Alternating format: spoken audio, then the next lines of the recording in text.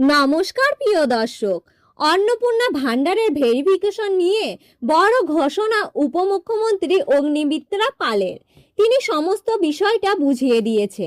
Verification কাদের করতে হবে, কাদের করতে হবে না, বর্তমানে যে ভেরিফিকেশন চলছে সেই বিষয়ে সাধারণ মানুষের মধ্যে যে গুজব রুটেছে এবং বিভ্রান্তি তৈরি হয়েছে সেই বিষয় নিয়েও তিনি স্পষ্টভাবে ব্যাখ্যা দিয়েছেন। আমরাও আপনাদের সবকিছুই জানিয়ে দেব এই ভিডিওটির মাধ্যমে, তাই ভিডিওটি শেষ পর্যন্ত অবশ্যই দেখবেন।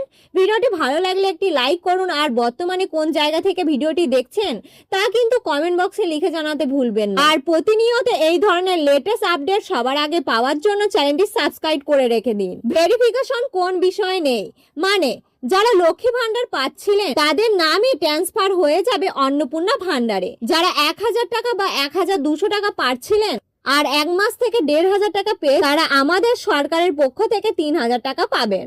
যারা আবেদন করেছেন তারা পাবেন, কারণ তাদের আবেদন প্রসেসে রয়েছে। যারা ট্রাইব্যুনালের আবেদন করেছেন তারাও পাবেন, কিন্তু যাদের নামে ভোটার তালিকা থেকে কেটে গিয়েছে ক্ষেত্রে ভেরিফিকেশন হচ্ছে তারা কিন্তু পাবেন না। বাকি যারা আগে থেকে পেয়ে আসছেন তাদের আবার ফর্ম ফিল আপ করার জন্য কেউ আইসিডিএস বা ডিএম অফিসে যাচ্ছেন। এই ধরনের ফর্ম ফিল আপের কোনো প্রয়োজন নেই। বিষয়টা কিন্তু পরিষ্কার, যারা লক্ষ্মী ভান্ডার পাচ্ছিলেন তাদের নামটি ট্রান্সফার হয়ে যাবে। ভেরিফিকেশন আমাদের দপ্তরই করবে, সাধারণ মানুষের কোনো ভেরিফিকেশন বিষয় নেই। তাহলে এখানে একটি প্রশ্ন আছে, উত্তর 24 পরগনা জেলায় যে অনলাইন ভেরিফিকেশন শুরু হয়েছে সেটা তাহলে কি? দেখুন, সেটাও সত্য, সেটি অফিসিয়ালি শুরু হয়েছে। উত্তর 24 পরগনা জেলায় মহকুমা শাসন জানিয়েছেন এই জেলার উপভোক্তারা সংখ্যা অনেক বেশি, তাই ভেরিফিকেশন করতে সময় লাগবে। সেই কারণে সাধারণ মানুষের সুবিধার জন্য অনলাইন পোর্টাল চালু করা হয়েছে, যাতে মানুষ নিজেরাই ডকুমেন্টস আপডেট করে ভেরিফিকেশন দ্রুত প্রক্রিয়া সম্পূর্ণ করতে পারেন।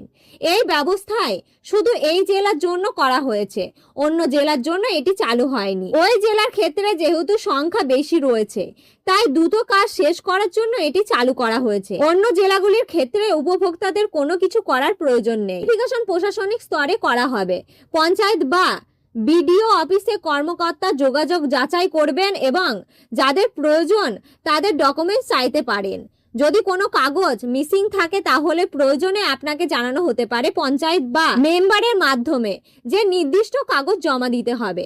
তবে যদি সব ঠিকঠাক থাকে তাহলে আপনাকে কোথাও যেতে হবে না, সুতরাং আপনাদের চিন্তা কোনো কারণ নেই। যোগ্য হলে আপনার নাম অটোমেটিক অন্নপূর্ণা ভান্ডারে যুক্ত হবে এবং আপনি 3000 টাকা সরাসরি ব্যাংক অ্যাকাউন্টে পেয়ে যাবেন। তাই ভিডিওটি বেশি বেশি করে শেয়ার করুন, যাতে সঠিক তথ্য সবাই জানতে পারে। এই ধরনের আপডেট পেতে চ্যানেলটি সাবস্ক্রাইব করুন। ধন্যবাদ।